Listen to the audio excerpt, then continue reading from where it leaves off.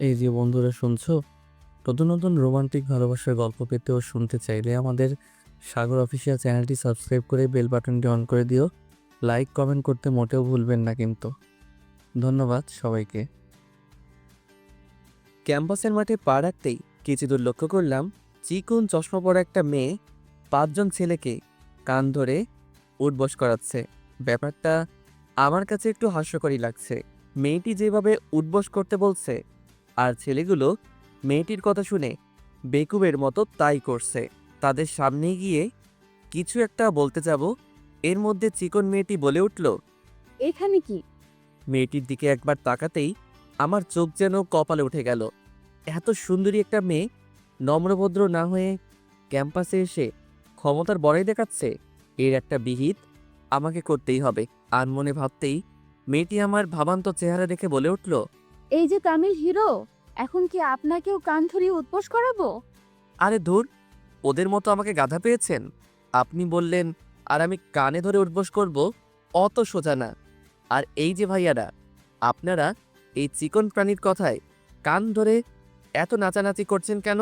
আমার কথায় মেয়েটি 460 ভোল্টেজে রেগে গিয়ে চোখগুলো বড় বড় করে আমার দিকে তাকিয়ে রইল। আর ছেলেগুলো ভয়ে প্রথমে দাঁড়ালো, কিছু একটা বলতে যাব, এর মধ্যে আচমকাই তারা দৌড়ে পালিয়ে গেল। তাদের কাণ্ড দেখে ভ্যাবাচ্যাকা খেয়ে আবার বলে উঠলাম, কি হলো ভাই, আপনারা এই চিকন প্রাণীকে এত ভয় পাচ্ছেন কেন? ভাই, আপনার কপালে আজ অনেক দুঃখ আছে এই পালারে। তাদের মধ্যে একজন বলতেই সবগুলো একসঙ্গে দৌড়ে পালিয়ে গেল। এইদিকে আমি শুধু তাদের কাণ্ড দেখে অবাক হচ্ছি। চিকন একটা মেয়ে, একে দেখে আবার ভয় পেতে হবে নাকি? ফু দিলে বাতাসের আগে উড়ে যাবে। একেই না, আবার ভয় পেতে আনমনে ভেবে পিছনে তাকাতেই মেয়েটি রাগে গজগজ করে দাঁতে দাঁত চেপে বলে ওঠে। তুই আমাকে চিকন প্রাণীর সঙ্গে তুলনা করলি কেন? চিকনকে চিকন প্রাণী বলে ডাকবো না তো মোটা প্রাণী বলে ডাকবো? তোর সাহস তো দেখছি কম না। তুই আমাকে চিকন প্রাণী বলছিস? নে তার জবাব। মেয়েটি এই বলে আমাকে থাপ্পড় মারার জন্য হাত তুলতেই খপ করে তার হাত ধরে বলে উঠলাম, এই যে ম্যাম, এত রেগে যাচ্ছেন কেন? হুম, আপনি কি জানেন না মেয়ে হয়ে ছেলেদের গায়ে হাত তুলতে নেই? এতে ওইসব মেয়েদের হাজবেন্ড বাসর রাতেই মায়ের ভোগে চলে যায়। আফসোস, আপনিও সে ভুলটাই করতে যাচ্ছিলেন। চাপা মারা বন্ধ কর। তুই হয়তো আমাকে এখনো ভালোভাবে চিনতে পারিসনি। আমি কার বোন, একটু অপেক্ষা কর। এমনিই জানতে পারবি, দাঁড়া, সে ব্যবস্থাই করছি। এই বলে মেয়েটি রেগে মেগে একদম আগুন হয়ে হন হন করে চলে যেতে লাগলো। মেয়েটি রাগী হলেও যথেষ্ট সুন্দরী। তার সৌন্দর্য দেখে যে কোনো ছেলেই ক্রাশ খেয়ে যাবে। কিন্তু তার এই রাগী স্বভাবের জন্যই হয়তো কোনো ছেলে প্রপোজাল করতে পারেনি, যা বুঝলাম আর কি। এই রে, কথা বলার মাঝে নিজের পরিচয় বলতেই তো ভুলে গেছি। শুনুন তাহলে, আমি রনি হাসান, বাবা মার দ্বিতীয়তম সন্তান। মানে আমারও বড় ভাই আছে, বিয়ে শাদী করে, সে একদম সেট। আর আমি ইন্টারমিডিয়েট পরীক্ষায় অটো পাস করে জাহাঙ্গীরনগর বিশ্ববিদ্যালয়ে পড়ার সুযোগ মিলেছে। ভাগ্য ভালো ছিল, এসএসসিতে নকল করে A+ পেয়েছিলাম, নয়তো এই জাহাঙ্গীরনগর আর চোখে পড়তো না। যাই হোক, বাদ দিন এসব কথা। তো পড়াশোনার সুবাদে আজই প্রথম ক্যাম্পাসে আসলাম। এসেই দেখুন কেমন ঝামেলার সম্মুখীন হতে হলো। এখানে যে অবস্থা দেখছি, চাপাবাজগিরি করেই চলতে হবে, নয়তো সবার হাতের নাগালে জড়িয়ে নাচাবে। এসব ভাবনার বিচ্ছেদ ঘটিয়ে বেঞ্চে বসে আনমনে ফেসবুকে টাইম পাস করছিলাম। এর মধ্যে সে ছেলেগুলো এসে বলল, ভাই, আপনার নাম কি? রনি হাসান, এবার প্রথম বর্ষের স্টুডেন্ট আপনারা। ও, তাহলে হয়ে গেল, আমরাও সেম ইয়ার। যাক, ভালোই হলো, অল্প সময়েই ক্লাসমেটদেরকে পেয়ে গেলাম। কিন্তু তখন ওই মেয়েটার কথায় আপনারা এত ভয় পাচ্ছিলেন কেন? সে কথাই তো বলতে এখানে চলে আসলাম। আপনি যার সঙ্গে ফাজলামো করলেন সে কে জানেন? না। ভাই, আপনি অনেক বড় ভুল করে ফেলেছেন। মেয়েটার সঙ্গে ফাজলামো করা আপনার মোটেও ঠিক হয়নি। মেয়েটির নাম রিজিতা, আমাদের ক্লাসমেট, এই এলাকার টপ সন্ত্রাসী। সবাই ওর ভাইকে মুন্নার সন্ত্রাসী বলে চেনে। আর আপনি আজ প্রথম আসছেন, তাই এইসব কিছু চক্র এখনও বুঝিনি। আস্তে আস্তে সব বুঝে যাবেন। তানভীরের কথাটি শুনে আমার তো শরীরটা রীতিমতো কাঁপা কাঁপা অবস্থা উপক্রম, প্রায় হিরোগিরি দেখাতে গিয়ে নিজেই ফেসে গেলাম। আনমনে ভাবতেই হঠাৎ সৌরভ বন্ধুর মহান উক্তিটা মনে পড়ে গেল। যে অবস্থায় থাকিস না কেন বন্ধু, কখনো নিজেকে বিলাই হিসেবে সবার সামনে উপস্থাপনা করবি না। প্রয়োজনে চাপাবাজগিরি করে হলেও নিজেকে বড় বানাবি, নয়তো সবার লাত্তি উষ্টা খেয়ে খেয়ে জীবন যাবে। কথাটা মনে রাখিস। আরে দূর, ও সন্ত্রাসী বোন হোক আর যাই হোক, এসবের রনি পরোয়া করে না। বিগস যখন যা সামনে আসে তা খুব ভালো করে সামলে নিতে পারি। তোমরা শুধু একসঙ্গে থাকলেই হবে। সরি ভাই, আমরা এইসবের মধ্যে নেই। ধুর শালা, ভিতর ডিম। এত ভয়ে চললে কি ক্যাম্পাসে ঘোরাঘুরি করতে পারবি? এবার একটু দলবন্ধুকে শক্তিশালী কর, যাতে কেউ কিছু বললে তার জবাব দিতে পারি। নিলয়, তুই ঠিকই বলছিস।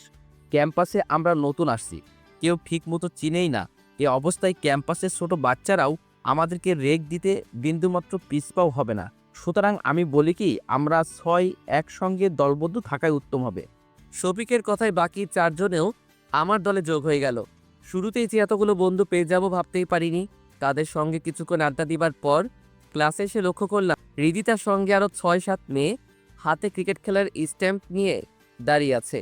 এবার বুঝতে পারলাম না ওর ভাই সত্যি অনেক বড় সন্ত্রাসী, যেভাবে ক্রিকেট খেলার স্ট্যাম্প নিয়ে দাঁড়িয়ে আছে হৃদিতা। আজ তো আমাকে জামাই আদর করবে দেখছি। ভয়ে ক্লাসরুমে প্রবেশ করতেই হৃদিতা সহ তার বান্ধবীরা স্ট্যাম্প নাড়িয়ে কাছে আসতে লাগলো। আর আমার সঙ্গে তানভীর, শফিক টফিক যাচ্ছিল, তারা সব ভয়ে পালিয়ে গেল। কিন্তু আমি পালাতে পারছি না। ভয় পাওয়া সত্ত্বেও নিজেকে সংযত রেখে উল্টো তাদের সামনে গিয়ে বললাম, কি ব্যাপার, হাতে লাঠি, আন্দোলন করবেন নাকি? লাঠি দিয়ে তোর পুজো করব, দাঁড়া। আমাকে চিকন প্রাণী বলার স্বাদ মেটাচ্ছি। এই বলে হৃদিতা আমার উপরে লাঠি তোলা মাত্রই বলে উঠলাম। ক্লাসরুমের দরজার কাছে আসতেই লক্ষ্য করলাম হৃদিতা সহ আরো 6-7 জন মেয়ে হাতে ক্রিকেট খেলার স্ট্যাম্প নিয়ে দাঁড়িয়ে আছে। এ দেখে আমার সঙ্গে তানভীর, শফিক টফিক যা ছিল সব দূরত্বই কেটে পড়ল। চাপা যতই করি না কেন, আমারও তো একটা মান সম্মান বলতে কিছু একটা আছে। এখন যদি ওদের মতো আমিও কেটে পড়ি তো মান সম্মান তো যাবেই, তার সঙ্গে এতদিনের চাপাবাজগিরির সুনামটাও চলে যাবে। হৃদিতার দল দেখে ভয় পাওয়া সত্ত্বেও বুক ফুলিয়ে ক্লাসরুমে চলে আসলাম।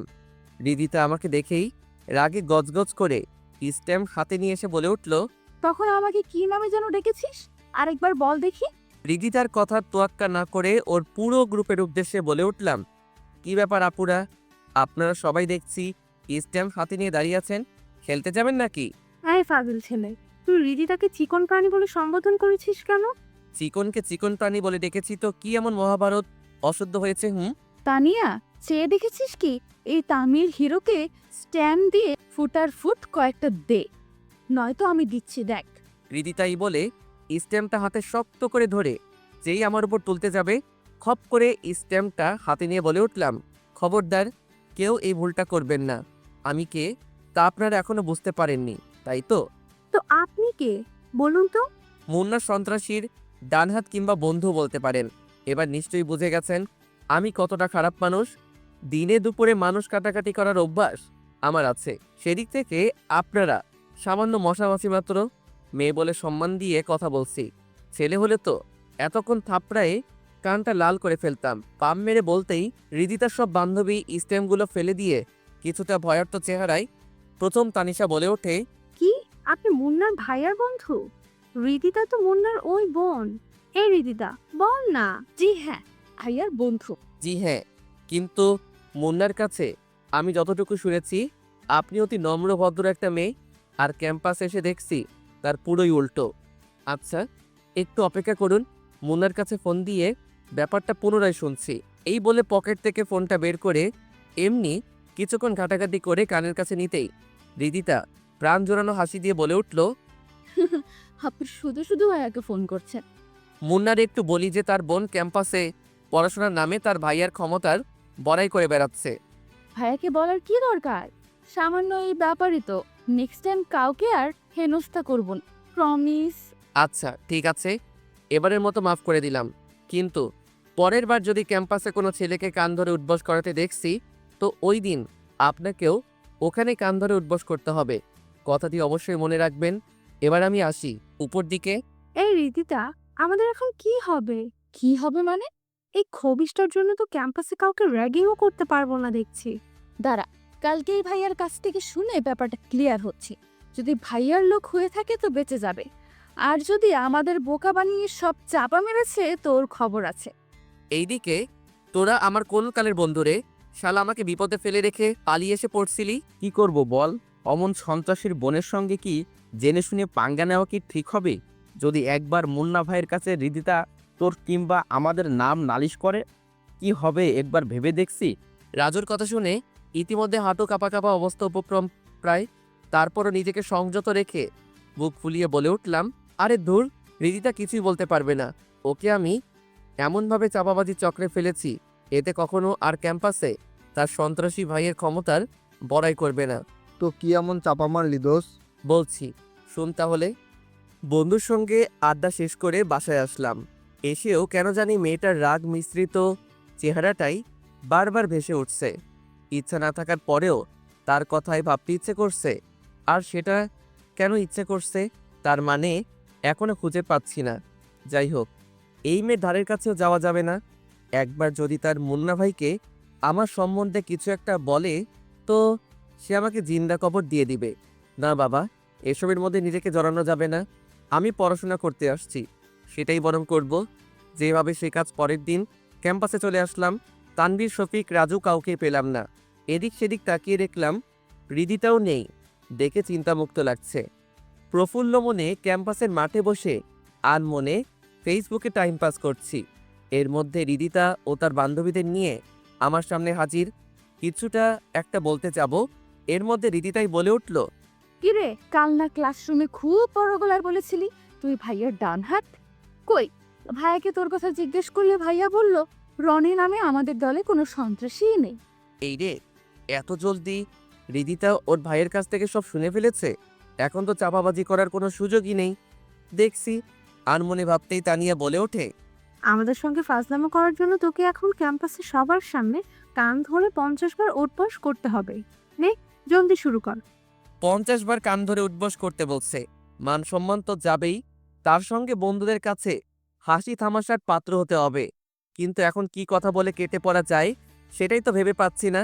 এসব ভাবতেই হৃদিতা প্রচণ্ড রেগে বলে, এখন তুই কান ধরবি নাকি ভাইয়াকে ডেকে এনে তোর রামধুলাই দিব? দেখুন, আপনারা আমাকে যত ধনীর পরিবারের ছেলে ভাবছেন, আমি তা না। গ্রামের সামান্য একজন কৃষকের ছেলে। এখানে অনেক সংগ্রাম করেই আমাকে আসতে হয়েছে। তবে কোনো অন্যায়ভাবে কাউকে হেনস্থা করতে দেখলে নিজেকে সংযত রাখতে না পারি না। অন্যের ঝামেলায় নিজেই জড়িয়ে যাই।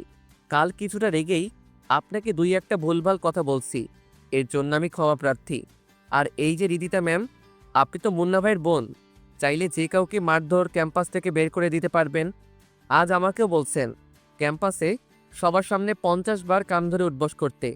আমার কৃষক বাবা যদি জানতে পারে তার ছেলে ক্যাম্পাসে সবার সামনে কান ধরে উঠবস করছে, তাহলে সে কতটা আঘাত পাবে একবার ভাবতে পারছেন? আপনার সন্ত্রাসী ভাইয়ের ক্ষমতার বড়াই দেখিয়ে আমাদের মতো অসহায় গরিব সাধারণ ছেলেকে অসম্মানের মুখে ফেলে দিয়ে না প্লিজ। সরি, আমাদের ভুল হয়েছে। আমরা আসলে এত কিছু বুঝে উঠতে পারিনি। আমিও এত কিছু বুঝে উঠতে পারিনি, সরি। যদি পারেন তাদের সঙ্গে বন্ধুত্ব করে নিন, আর না পারলে তাদের সঙ্গে অন্তত হেনস্থা কইরেন না প্লিজ। আমার ইমোশনাল ডায়লগ শুনে হৃদিতা, তানিয়া তারা দুজনেই প্রায় আধো কান্না। সেদিনকার পর থেকে হৃদিতাকে ক্যাম্পাসে কোনো ছেলেকে হেনস্থা করতে দেখিনি। যাই হোক, আমি তো হৃদিতাকে রীতিমতো পাশ কাটিয়ে চলছি। জেনে শুনে তো আর আগুনে পা রাখা সম্ভব না। এইভাবেই কিছুদিন কেটে গেল। এর মধ্যে প্রায় সবার সঙ্গে প্রায় বন্ধুত্ব হয়েছে, কিন্তু হৃদিতার সঙ্গে বন্ধুত্ব করেনি। হৃদিতাও কখনো আগ বাড়িয়ে কথা বলতে আসেনি। তো একদিন ক্লাস শেষে কেটে এসে দাঁড়িয়ে ফোন ঘাঁটতেছি, হঠাৎ হৃদিতা এসে বলল, রনি, কেমন আছো? ভালো। আপনি কেমন আছেন? আচ্ছা, তুমি আমাকে আপনি বলে সম্বোধন করছো কেন? না, এমনি। ভাইয়ার কথা ভেবে ভয় পাও নাকি? এই এলাকার সবাই তো আপনার ভাইকে দেখে ভয় পায়, তাহলে আমি কেন পাবো না? ক্যাম্পাসে প্রথম যখন আসলে তখন তো হিরো হিরো ভাব ধরে চলেছ। তখনও তো জানতে আমি মুন্নার বোন, তারপরও দুষ্টুমি ফাইজলামি করেছ। তো এখন এমন হলো যে আমার সঙ্গে দেখা হলে কথাই বলছো না, পাশ কাটিয়ে চলে যাচ্ছ। তার মানে ভাইয়াকে দেখে তুমি একটু বেশি ভয় পাও। আপনি ঠিকই ধরেছেন। আমি আসলে ঝামেলায় পড়তে চাই না, সাধারণভাবে চলতেই বেশি পছন্দ করি। আমি মুন্নার বোন বলে ক্যাম্পাসের সবাই আমাকে পাশ কাটিয়ে চলে। আমিও না বুঝে তাদের সঙ্গে মিসবিহেভ করেছি, এতে তারা আমার ধারের কাছেও আসে না। ওদিন তোমার কথাগুলো শুনে আমি একদম পাল্টে গেছি। তা আমি খুব ভালো করে লক্ষ্য করেছি। তুমি আবার আমাকেও ফলো করো? না মানে ক্লাসমেট হিসেবে ওইটুকু ফলো করার অধিকার আমার আছে। আচ্ছা, আমি কি তোমার বন্ধু হতে পারি? হুম, অবশ্যই, কিন্তু ভয় পাবার কিছু নেই। ভাইয়া সন্ত্রাসী হলেও কখনো আমার ফ্রেন্ডদের উপর আক্রমণ করে না, বুঝলে? ও আচ্ছা, আজ থেকে আমরা ফ্রেন্ড, ওকে? আর আমাদের মাঝে আপনি তুমি বলে কেউ কাউকে সম্বোধন করা চলবে না, ঠিক আছে? ওকে। রিদিতার সঙ্গে এভাবে বন্ধুত্ব হয়ে যায়, সেই সঙ্গে ফেসবুক অ্যাকাউন্টেও। ক্যাম্পাসে থাকলে তো আড্ডা হতোই, বাসায় থাকলে মেসেঞ্জারে কথা হতো। কিছুদিনের মধ্যে রিদিতার সঙ্গে যে এত গভীর বন্ধুত্ব হয়ে যাবে তা আমি কখনো কল্পনাও করিনি। তা চলুন এবার ক্যাম্পাসে ঘটনায় যাওয়া যাক। ক্লাসে মনোযোগ সহকারে স্যারের লেকচার শুনছি, হঠাৎ পিছন দিকে সরাতেই লক্ষ্য করলাম রিদিতা আমার দিকে এক নজরে তাকিয়ে আছে। চোখ ইশারা দিয়ে বললাম, আমার দিকে তাকিয়ে আছেন কেন? রিদিতা মাথা নাড়িয়ে বলল, না, এমনি। রিদিতার কাণ্ড দেখে আনমনে হেসে আবার স্যারের লেকচারে মনোযোগ হলাম। ক্লাস শেষে মাঠে নিলয়, রাজু, শফিকদের সঙ্গে বসে আড্ডা দিচ্ছি। এর মধ্যে রিদিতা এসে বলল, রনি, তুই ফ্রি আছিস? কেন? না মানে তোকে নিয়ে একটু শপিং মলে যেতাম আর কি। আমাকে নিয়ে গেলে তো লাভ হবে না, উল্টো আমাকে খাওয়াতে হবে, বুঝছস? ঠিক আছে, তুই যা খেতে চাস তাই খাওয়াবো এবং তোকে সারপ্রাইজও দিব। এখন বল, আমার সঙ্গে যাবি নাকি লসের খাতায় নিজের নামটা বসাবি? কোনটা? কি সারপ্রাইজ দিবি? তা আমার সঙ্গে গেলেই বুঝবি। আচ্ছা চল চল, দেরি হয়ে যাচ্ছে। সারপ্রাইজের কথা শুনে আড্ডা থেকে চট করেই উঠে পড়লি দেখছি। তুই যাই বলিস না কেন, সারপ্রাইজ পেতে আমার প্রচুর ভালো লাগে। জি, এবার চলুন। রাস্তায় এসে রিদিতা নিজের প্রাইভেট কারে না উঠে রিকশায় থামালো। দেখে বলে উঠলাম, তোদের গাড়ি থাকতেই তুই রিকশা থামালি কেন? রিকশায় করে যেতেই আমার ভালো লাগে, তাই রিকশা থামালা। ও এই ব্যাপার। রিকশায় দুইজনে উঠার পর আমার কেন জানি রিদিতার পাশে বসে থাকতে সংকোচ বোধ হচ্ছে। আর এইদিকে রিদিতাও আমার হাত জড়িয়ে ধরে রেখেছে। দেখে ফাইজলামো করে বলে উঠলাম, আমরা দুইজন দুই রিকশায় গেলেই বেশি ভালো হতো।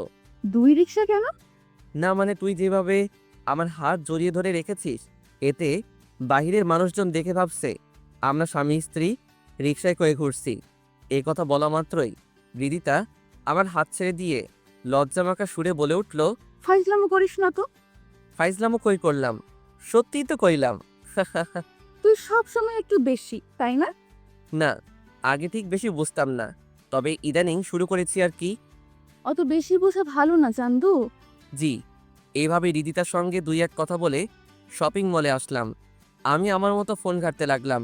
রিদিতা আমার হাতে ফোনটা দেখে রাগান্বিত হয়ে বলে ওঠে, সারাক্ষণ শুধু ফোন নিয়েই থাকতে হবে নাকি? তোকে নিয়ে আসলাম এক কাজে আর তুই করছিস কি? তুই তো জানোসই আমার চয়েস বেশি একটা ভালো না।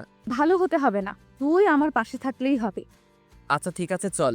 রিদিতার আচরণে আমি তখনই অবাক হলাম যখন ওর কোনো কিছু না কিনে বলল, রনি, এই পাঞ্জাবিটা দেখ তো কেমন। তোর বয়ফ্রেন্ডকে গিফট করবি তো নিয়ে নে, একদম ফাটাফাটি হবে। তুই না সবসময় বেশি বুঝিস। ভেবেছিলাম পাঞ্জাবিটা তোকে গিফট করব, এখন আর করবই না। আরে রেগে যাচ্ছিস কেন? মজা করে কথাটা কইছি, বিশ্বাস কর। ফাজিল একটা। এই বলে রিদিতা আমার হাতে পাঞ্জাবি তুলে দিল। ব্যাস, আমিও খুশি মনে পরিধান করে নিলাম। রিদিতা আমার পরনে পাঞ্জাবি দেখে মুগ্ধ হয়ে বলে উঠল, পাঞ্জাবিতে তোকে দারুণ মানিয়েছে দেখছি। সত্যি ভালো লাগছে, নাকি পাম দিচ্ছিস? সত্যি অনেক ভালো মানিয়েছে। এখন চল, রেস্টুরেন্টে খেতে যাব। তোর জন্য কিছু কিনলি না? আরেকদিন কিনবো, এখন চল রেস্টুরেন্টে খেতে যাব, অনেক ক্ষুধা লাগছে। রিদিতার আচরণে কিছুই বুঝতে পারলাম না। শপিং মল আসলো ওর দরকারে, এসে আমাকে পাঞ্জাবি গিফট করলো, নিজের জন্য কিছুই কিনলো না। যাই হোক, আমাকে পাঞ্জাবি গিফট করেছে, এতেই আমি খুশি। তারপর রিদিতা আমাকে রেস্টুরেন্টে নিয়ে গেল। প্রফুল্ল মনে খাবারগুলো খাচ্ছি, হঠাৎ ৫-৬টা প্রাইভেট কার রেস্টুরেন্টের সামনে এসে দাঁড়ালো। রেস্টুরেন্টে যা লোকজন ছিল সব আস্তে আস্তে বের হয়ে গেল। তাদের কাণ্ড দেখে আমার খাবারগুলো গলায় নামছে না। থতমত খেয়ে রিদিতাকে জিজ্ঞেস করলাম, প্রাইভেট কারে কে আসছে রে? কি আবার, আমার ভাইয়া এসেছে। এটা কিন্তু ঠিক না রিদিতা, তোর ভাই কেন এখানে আসবে? রিদিতা আমার ভয়ার্ত চেহারা দেখে বলে উঠল। রেস্টুরেন্টে খেতে আসছে হয়তো। তুই শুধু শুধু ভয় পাচ্ছিস কেন? ভয় পাবো না তো নাচবো? যদি একবার এখানে আসে তখন? আসবে মানে এসে পড়েছে। ওই দেখ, ভাইয়া এদিকেই আসতেছে। হাই ভাইয়া। রিদিতা, তুই খাওয়া দাওয়ার প্রতি এত বেখেয়ালিভাবে চলাফেরা করস কেন? সকালে এত করে বললাম ব্রেকফাস্ট করে যেতে, আমার কথা না শুনে এখানে রেস্টুরেন্টে এসে খাচ্ছিস। মানে ভাইয়া তুমি হঠাৎ এখানে? তোকে ফলো করে এখানে আসছি। কখন থেকে লক্ষ্য করছি এই ছেলে শপিং মল থেকে রেস্টুরেন্ট পর্যন্ত তোর সাথেই আছে। কে এই ছেলে? এই ছেলে তোর নাম কি? মুন্না ভাইয়ের গম্ভীর কণ্ঠ আওয়াজ শুনে অনেকটাই ভয় পেয়ে গেলাম। আগে থেকেই মুন্না ভাইকে ভয় পেতাম, আজ আরও রেস্টুরেন্টে রিদিতার সঙ্গে ঘুরতে দেখছে। আজ নিশ্চিত আমাকে মেরে ফেলবে। এসব ভেবে মুন্না ভাইয়ের কথার উত্তর দিবার আগেই মুন্না ভাই ধমক দিয়ে বলে উঠল। এই ছেলে তোর নাম কি বলছিস না কেন? ইয়ে মানে আমার নাম রনি হাসান। তো রিদিতার সঙ্গে রেস্টুরেন্টে কেন? রিদিতা ওর ভাইয়ার রাগান্বিত হওয়া দেখে স্বাভাবিক করার জন্য বলে ওঠে। ভাইয়া তুমি রেগে যাচ্ছ কেন? রনি তো আমার শুধুমাত্র বন্ধু, এছাড়া কিছুই না, বিশ্বাস করো প্লিজ। ও, এ কথা আগে বলবি তো। শুধু শুধু আমাকে রাগিয়ে দিয়েছিলি। ভেবেছিলাম এই ছেলে তোকে কথার জালে ফাঁসাচ্ছে। না ভাইয়া, তেমন কিছুই না। রনি খুব ভালো ছেলে, এছাড়াও ও আমার খুব ভালো বন্ধু। ও আচ্ছা, সরি ব্রাদার, আমার আসলে মাথা ঠিক থাকে না। কখন কাকে কি বলে ফেলি তা আমি নিজেও জানি না। It's okay. আচ্ছা ঠিক আছে, তোরা থাক, আমি বরং বাসায় চলে যাই, মাথাটা খুব ব্যথা করছে। আর ছোট ভাই, তুমি কিছু মনে করো না। ইটস ওকে ভাইয়া। মুন্না ভাই এ বলে চলে গেল। এইদিকে আমার হাঁটু কাঁপা কাঁপা অবস্থা, গলা শুকিয়ে যাচ্ছিল। ভয় কাকে বলে এই মুহূর্তে খুব ভালোই বুঝতে পারছি। মাফিয়ার বোনের সঙ্গে ফ্রেন্ডশিপ করা মানে আগুনে পা রাখা, সমান কথাই আনমনে ভেবে যাচ্ছি। এর মধ্যে রিদিতা বলে উঠল। সরি রে, ভাইয়া আসলে ব্যাপারটা বুঝতে পারিনি। ভেবেছে তোর আর আমার মধ্যে কিছু একটা চলছে। ভাইয়ার কথায় তুই মন খারাপ করিস না। বাসায় গিয়ে তোর হয়ে ভাইয়াকে আমি বকে দিব, ঠিক আছে? রিদিতার কথা তোয়াক্কা না করে বলে উঠলাম, এখন আমাকে মেসে যেতে হবে। হ্যাঁ, অবশ্যই যাবি। তার আগে খাবারটা শেষ কর। না রে, আজকে ইচ্ছে করছে না। কি আর করার, চল তাহলে। রাস্তায় এসে 2 রিক্সা ডাকতেই রিদিতা বলে উঠল। 2 রিক্সা ডাকছিস কেন? ইয়ে মানে আমার একটু এমার্জেন্সি, নীলের ওখানে যেতে হবে। তুই বরং বাসায় চলে যা। রিদিতা আমার ব্যাপারটা খুব ভালো করে বুঝতে পেরে বলে উঠল। আচ্ছা ঠিক আছে, মেসে গিয়ে আমাকে ফোন দিস। ওকে। রিদিতাকে অন্য রিক্সায় পাঠিয়ে কেমন জানি শান্তি শান্তি লাগছে। এতক্ষণ তো পুরো ভয়ে ছিলাম। এতদিন এলাকার লোকজনের কাছ থেকে শুনে আসছি, আজ নিজেই দেখলাম কথা বলার মাঝে হুট করে রেগে যায়। দিনে দুপুরে মানুষজন মেরে ফেলতে যে পরোয়া করে না। যদি কোনো ভুল ত্রুটির জন্য মুন্না ভাই আমাকেও আক্রমণ করে তখন তো আমি শেষ। তার থেকে রিদিতার সঙ্গে বন্ধুত্বই শেষ করতে হবে। জেনে শুনে বিপদের মুখে পা রাখা মোটেও আমার জন্য কাম্য হবে না। যেই ভাবা সেই কাজ। যোগাযোগের মাধ্যমেগুলোতে এক এক সবগুলোতেই রিদিতাকে ব্লক করে দিলাম। উপর দিকে ভাইয়া, তুমি কিন্তু কাজটি মোটেও ঠিক করনি। আরে বাবা, সরি বলেছি তো। সরি বললে কি হবে? ও তো তোমাকে এমনি অনেক ভয় পায়, আজ আবার তুমি ওকে শাসিয়েছো। আচ্ছা ঠিক আছে, আমার হয়ে তোর ফ্রেন্ডকে বলে দিস ভাইয়া যে কাজটি করেছে তার জন্য সে অনুতপ্ত এবং সরিও বলেছে। এবার ঠিক আছে? ওকে ভাইয়া, আমি এক্ষুনি মেসেঞ্জারে বলে দিচ্ছি। রিদিতা এই তার রুমে চলে গেল। ল্যাপটপ ওপেন করে মেসেঞ্জারে টেক্সট দিতে গিয়ে অবাক দৃষ্টিতে তাকিয়ে বলে ওঠে। কি ব্যাপার, আমাকে ব্লকে রেখেছে কেন? দাঁড়া, ফোন দিয়ে এখনই তোর 12টা বাজিয়ে দিচ্ছি। এই বলে ফোনটা বের করে কল দিল, কিন্তু ওপাশ থেকে ব্যস্ত দেখালো। হতাশ হয়ে ফোনটা বালিশের উপর ফেলে দিতে যাবে, হঠাৎ মেসেজের শব্দ পেয়ে রিদিতা তড়িঘড়ি করে ফোনের স্ক্রিনে তাকিয়ে লক্ষ্য করে অচেনা নাম্বার থেকে একটি মেসেজ আসছে। আগ্রহ নিয়ে পড়তে লাগলো। হৃদিতা, তুই হয়তো আমার উপর এখন ভীষণ রেগে আছিস, কেননা অকারণে একটা মানুষকে এই যোগাযোগের মাধ্যম থেকে ব্লক করে রাখা তার সত্যিই রাগান্বিত হওয়ার একটা ব্যাপার। সেই জায়গা থেকে তুই মোটেও ব্যতিক্রম নোস। যাই হোক, এবার মূল কথায় আসি। তুই তো জানিস আমি অনেক দূর থেকে এখানে পড়াশোনা করতে আসছি। বাবা মারও কঠোরতম নিষেধ, ক্যাম্পাসে যেন কোনো প্রকার ঝামেলা না পাকায়।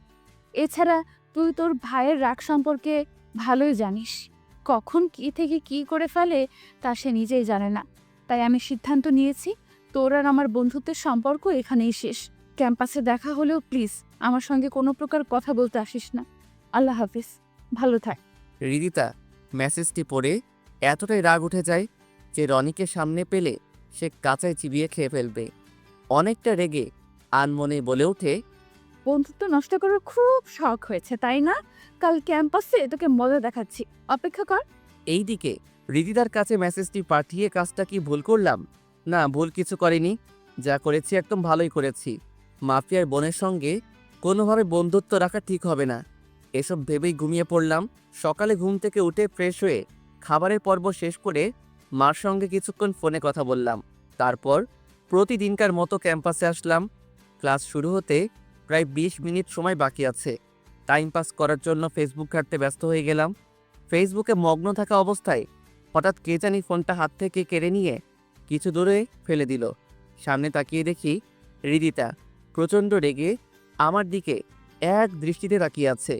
সেদিকে ভ্রুক্ষেপ না দিয়ে মাটি থেকে ফোনটা হাতে নিতে যাব, এর মধ্যে হৃদিতা বলে উঠল, কাল রাতে মেসেজে তুই এসব কি লিখেছিস? চুপ করে আছিস কেন? উত্তর দে।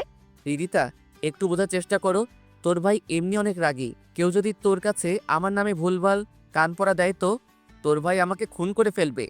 আমি এত কিছু বুঝি না, তুই আগে যেমন ছিলি তেমনই থাকবি। সরি হৃদিতা, পারবো না। এবার কিন্তু বেশি বাড়াবাড়ি হয়ে যাচ্ছে। হৃদিতার কথায় নিশ্চুপ হয়ে ওখান থেকে সোজা ক্লাসরুমে আসলাম। হৃদিতাও আমার পিছনে চলে আসলো। সেদিকে আমার ভ্রুক্ষেপ নেই, নিশ্চুপ হয়ে সিটে বসে আছি। নিলয়, তানভীর, শফিক, রাজু এক এক করে সব স্টুডেন্ট ক্লাসে চলে আসলো। আমারও কথা বলার মতো মানুষ পেয়ে গেলাম। উপর দিকে হৃদিতা শুধু আমার দিকে তীক্ষ্ণ চোখে তাকিয়ে আছে। একবার হৃদিতার দিকে তাকিয়ে আবার মুখ ফিরিয়ে নিলাম। এভাবেই হৃদিতাকে ইগনোর করতে লাগলাম। এখন হৃদিতা আগ বাড়িয়ে কথা বলতে আসলেও কোনো একটা কাজের বাহানা দেখিয়ে ওখান থেকে সরে যেতাম। এক প্রকার হৃদিতাকে পাশ কাটিয়ে চলতাম আর কি। হঠাৎ একদিন হৃদিতা আমার ম্যাসে এসে বলতে লাগলো, রনি, তুই কিন্তু আমাকে রীতিমতো এড়িয়ে চলছিস, যা আমার একটুও ভালো লাগছে না। প্লিজ আগের মতো হয়ে যা। হৃদিতাকে আমার ম্যাসে দেখে থতমত খেয়ে বলে উঠি, হৃদিতা তুই হঠাৎ আমার ম্যাসে? তোর তো ভাব বেশি, ক্যাম্পাসে কথার সময় নেই, তাই মেসে চলে আসলাম। লোকজন তোকে আমার ম্যাসে দেখলে অনেক বড় অসম্মানের মুখে পড়তে হবে। হৃদিতা প্লিজ তোর বাসায় চলে যা, আমি বরং তোর সঙ্গে কাল ক্যাম্পাসে কথা বলবো। আগে আমার প্রশ্নের জবাব দে, তুই আগের মতো ফ্রেন্ডলিভাবে চলবি, হ্যাঁ অথবা না? আগের মতো ফ্রেন্ডলিভাবে চলা আমার পক্ষে সম্ভব না, বুঝতে পারছিস না কেন? তুই তাহলে আমার কথা শুনবি না, তাই তো? আমার নীরবতায় দেখে হৃদিতা বলে ওঠে, এবার তোর সঙ্গে খারাপ কিছু হতে যাচ্ছে, যা তুই কল্পনাও করতে পারবি না। যেই ভয়ে তুই আমাকে পাশ কাটিয়ে চলছিস, সেই ভয়টাই তোকে সারা জীবন পেতে হবে। সেই ব্যবস্থা করছি, তার প্রস্তুতি নিয়ে নে। হৃদিতার কথার আগাগোড়া কিছুই বুঝতে পারলাম না। সারা জীবন ভয় থাকতে হবে মানে ও কি বোঝাতে চাইলো? যাই হোক, ওর কথা ভেবে সময় নষ্ট করার কোনো মানেই নেই। তবে একটা বিষয় বুঝতে পারছি না, আমি ওর সঙ্গে কথা কিংবা বন্ধুত্ব না রাখলে কিংবা যায় আসে? আমার মতে তো আরও অনেক ফ্রেন্ডই তো আছে। এর মধ্যে একমাত্র আমি পাশ কাটিয়ে চললে ওর কি সমস্যা? হয়তো হৃদিতা আমাকে ভালো বন্ধু ভাবে, হুট করে বন্ধুত্ব সম্পর্ক নষ্ট করাই মানতে পারছে না। অপরদিকে হৃদিতা বোন, কান্না করছিস কেন? মুন্নার কথাটি শুনে হৃদিতা আরও জোরে কান্না করে বলে ওঠে, খবরদার আমার সঙ্গে ভুলেও কথা বলতে আসবে না। মুন্না হঠাৎ তার বোনের অভিমান দেখে থতমত খেয়ে যায়। হঠাৎ আবার কি এমন হলো যে কান্না করছে? আনমনে ভেবে মুন্না বলে, আচ্ছা কি হয়েছে আমাকে বলবি তো নাকি? শুধুমাত্র তোমার জন্য আমার বন্ধু বান্ধব কেউ কাছে ঘেঁষতে পারে না। ওই দিন রনিকে একটু শাসিয়েছো দেখে ও আমার সঙ্গে কথা বলবে তো দূরের বিষয়, সত্যি তাকানোর সাহসটুকু পায় না। আমি আগ বাড়িয়ে কথা বলতে চাইলেও পাশ কাটিয়ে চলে যায়। ও এই ব্যাপার, রনি কথা বলে না দেখে কান্না করছিস? কান্না করবো না তো কি করবো? ও আমার এত ভালো একটা বন্ধু হুট করে কথা বলা বন্ধ করেছে, এতে কি আমার খারাপ লাগে না? হ্যাঁ অবশ্যই খারাপ লাগবে, তবে তার জন্য যে কান্না করতে হবে এমন তো কোনো কথা না। তোর ফ্রেন্ড আরও অনেকেই আছে, তাদের কথা ভেবে মন খারাপ করে বসে থাকতে তো কখনো দেখিনি। আজ যে চোখের জল দেখছি, এই কান্নার পিছনে অবশ্যই কোনো রহস্য জড়িয়ে আছে, যা আমি জানি না, তাই তো? মুন্নার সন্দেহজনিত কথা শুনে রিদিতা কান্না মিশ্রিত কণ্ঠে বলে ওঠে, ভাইয়া তুমি কোন রহস্যের কথা বলছো? আমি মাফিয়া সন্ত্রাসী হতে পারি ঠিকই, কিন্তু দিন শেষে আমারও পরিবার পরিজন বলতে কে একজন আছে, যার মূল্য পৃথিবীর সবচেয়ে আমার কাছে বেশি। কে সে মানুষ জানিস? না ভাইয়া। এটা হলো আমার ছোট বোন রিদিতা, যাকে সেই ছোটবেলা থেকে এই বুকে আদর যত্ন করে বড় করেছি। সেই সঙ্গে তার চাওয়া পাওয়া পূরণ করতে ত্রুটি রাখিনি। আজ সেই বোন কান্না করছে শুধু একটা বন্ধুর জন্য। আচ্ছা, তোকে কটা প্রশ্ন জিজ্ঞেস করব, তার সঠিক উত্তর দিবি, লুকাবি না, কেমন? ওকে ভাইয়া। প্রথম প্রশ্ন হলো, তুই কি রনিকে ভালোবাসিস? না, ভালোবাসি না। তাহলে তার জন্য কান্নাকাটি করছিস কেন? রনিকে আমি ভালোবাসি না, তবে ওর সঙ্গে কথা না বললে আমার ভালো লাগে না। সব কিছুতেই খারাপ লাগা কাজ করে। ও যখন আমাকে পাশ কাটিয়ে চলে, তখন কেন জানি এমনিই কান্না পায়। এমনটা যদি হয়ে থাকে তো তুই নিশ্চিত ওই ছেলেটার প্রেমে পড়েছিস। এর জন্য তার এড়িয়ে চলাটা সহ্য করতে পারছিস না। ভয় পাওয়ার কারণ নেই, তুই শুধু একবার তোর মনের কথা আমাকে বল। তোদের বিয়ে আমি নিজ হাতেই দিব, একটু ভেবে দেখ। মুন্নার কথা শুনে রিদিতা লজ্জিত হয়ে হাসি মুখে রুম ত্যাগ করলো। রিদিতার আচরণে তার ভাইও বিষয়টি বুঝতে পিছুপা আর হলো না। এইদিকে, মামা, আপনার এখান থেকে বিকাশে টাকা তোলা যাবে কি? হ্যাঁ অবশ্যই, এই এজেন্ট নাম্বারে টাকা পাঠিয়ে দাও। ওকে, বিকাশ থেকে টাকা তুলে মানি ব্যাগে রাখতে যাব। এর মধ্যে প্রাইভেট কারে কয়েকজন লোক নেমে এসে আমার উদ্দেশ্যে বলে ওঠে, আপনার নাম কি রনি হাসান? তাদের কথা শুনে থতমত খেয়ে বললাম, হ্যাঁ, কিন্তু আপনারা কারা? আমরা মুন্না ভাইয়ের লোক। তো আমাকে এখানে ইন্টারফেস করছেন কেন? তা আপনি মুন্না ভাইয়ের কাছে গেলেই বুঝতে পারবেন। এখন কথা না বাড়িয়ে জলদি গাড়িতে উঠুন। সরি ভাই, অকারণে মুন্না ভাইয়ের ওখানে যেতে আমি ইচ্ছুক না। তাছাড়া মুন্না ভাইয়ের সাথে আমার কোনো শত্রুতাও নেই যে তার সঙ্গে আমার দেখা করতে হবে। আপনারা ভাই এবার আসতে পারেন। এখন আপনি ভালোই ভালোই গাড়িতে ওঠেন তো সম্মানের সহিত আমাদের সঙ্গে যেতে পারবেন, নয়তো জোর করে আপনাকে এখান থেকে তুলে নিয়ে যেতে আমরা বাধ্য হব। লোকগুলোর কথা শুনে হাঁটু রীতিমতো কাঁপতে শুরু করলো। মুন্না ভাই আমাকে ডাকছে, তার মানে রিদিতা নিশ্চয়ই কোনো ঝামেলা পাকিয়েছে। আনমনে ভাবতেই লোকগুলো ধমকের সুরে বলে ওঠে, আপনি যাবেন নাকি তুলে নিয়ে যাব? থাক ভাই, তুলে নিয়ে যেতে হবে না, আমি স্বইচ্ছায় আপনার সঙ্গে যাচ্ছি, চলুন। বাধ্য হয়ে মুন্না ভাইয়ের বাসায় আসলাম। মনে মনে হাজারো ভয় লাগা কাজ করছে। রিদিতাও মেসে গিয়ে আমাকে শাসিয়ে আসছে। আজ মুন্না ভাই হাত থেকে রক্ষা নেই। আনমনে এসব ভাবতেই মুন্না ভাই সিঁড়ি বেয়ে নামতেই যা বলল, তা শোনার জন্য মোটেও প্রস্তুত ছিলাম না। কিরে, তোর সাহস দেখছি অনেক বেড়ে গেছে। ইয়ে মানে ভাইয়া, আপনি কি বলতে চাচ্ছেন? একটু অপেক্ষা কর, সবই বুঝতে পারবি। মুন্না ভাইয়ের কথায় ভয়ে গলা একদম শুকিয়ে যাচ্ছে। মনে হচ্ছে আজ আর নিজেকে বাঁচাতে পারবো না। এখন শুধু হৃদিতার উপর রাগ হচ্ছে। ও তো জানতই এসব ঝামেলায় নিজেকে জড়াতে চাই না। এসব জেনে শুনে আমাকে বিপদের মুখে ফেলে দিল। তারপর ভেবে নিলাম, আজ মুন্না ভাইয়ের হাতে মরতেই যখন হবে, তাহলে এত ভয় পেয়ে লাভ কি? এসব ভেবেই বলে উঠি, ভাই, আমি খুব সাধারণ একজন মানুষ। এসব ঝামেলায় নিজেকে জড়াতে চাই না। তাছাড়া আপনার সঙ্গে ব্যক্তিগত কোনো শত্রুতাও আমার নেই। তাহলে এখানে আমাকে আনার উদ্দেশ্য কি? উদ্দেশ্য অবশ্যই আছে, একটু অপেক্ষা কর, সব বুঝিয়ে দিচ্ছি। মুন্না ভাই এই বলে রিদিতাকে ডাক দিল। রিদিতাও সঙ্গে সঙ্গে এসে পড়ল। আমাকে দেখেই হাসি উজ্জ্বল চেহারা উপস্থাপনা করে মুন্না ভাইয়ের উদ্দেশ্যে বলে ওঠে, ভাইয়া ডেকেছো কেন? এই ছেলেটার নাম কি রনি? হ্যাঁ ভাইয়া। একেই তো ভালোবাসিস? হুম। রিদিতার সঙ্গে কথা শেষ করে মুন্না ভাই আমাকে উদ্দেশ্যে বলে, তুই দিদাকে শুধু ভালোবাসিস নাকি বন্ধুই ভাবিস, কোনটা? মুন্না ভাইয়ের কথাটা শোনার জন্য আমি মোটেও প্রস্তুত ছিলাম না। অবাক প্লাস ভয় নিয়ে বলি, ভাইয়া আপনি ভুল ভাবছেন। রিদিতাকে আমি ভালোবাসি না, শুধুই বন্ধু ভাবি। রিদিতা, তুই চুপ আছিস কেন? ভাইয়াকে সব কিছু বল। এত ভয় পাবার কি আছে? ভাইয়াকে বলে দে তুই আমাকে ভালোবাসিস। রিদিতার কাছ থেকে এ কথা শুনে আকাশ ভেঙে যেন আমার মাথার উপর পড়ার উপক্রম প্রায়। কি বলছে? মাথা কি খারাপ হয়ে গেল নাকি? রিদিতা, এটা কিন্তু ঠিক হচ্ছে না। আমাদের মাঝে কখনো ভালোবাসার সম্পর্ক ছিল না, বন্ধুত্বর সম্পর্কই ছিল। আজ হঠাৎ এসব উল্টাপাল্টা কথা বানিয়ে বলছিস কেন? কি? আমি বানিয়ে বলছি? তুই আমায় ভালোবাসিস না? আচ্ছা ঠিক আছে, তোকে আমায় ভালোবাসতে হবে না। রিদিতা এই বলে ছোট বাচ্চাদের মতো কান্না করে তার রুমে চলে গেল। এইদিকে রিদিতার চোখের জল দেখে মুন্না ভাই রাগান্বিত হয়ে আমার শার্টের কলার চেপে ধরে বলে ওঠে, আমার বোনের চোখের জল দেখলে আমার মাথা ঠিক থাকে না। ইচ্ছা করছে তোকে এখানেই শেষ করে দেই। ভাই আপনি বিশ্বাস করুন, আমার আর রিদিতার মাঝে কোনো ভালোবাসার সম্পর্ক ছিল না। ও বানিয়ে এসব বলছে। রিদিতা শুধু আমার বোন না, ও আমার মেয়ের মতো। ছোট থেকেই যখন যা চেয়েছে তাই এনে দিয়েছি। এবারেও তার আবদার আমি পূরণ করব। আর তা এই 2 দিনের মধ্যেই। জয়নাল, বিয়ের সমস্ত আয়োজন প্রস্তুত কর। কালকে এদের বিয়ে সম্পন্ন করব ইনশাল্লাহ। জি আচ্ছা ভাই, আমি বরং এখনই ডেকোরেশন এবং লাইটিংয়ে পুরো বাড়ি আলোকিত করার ব্যবস্থা করছি।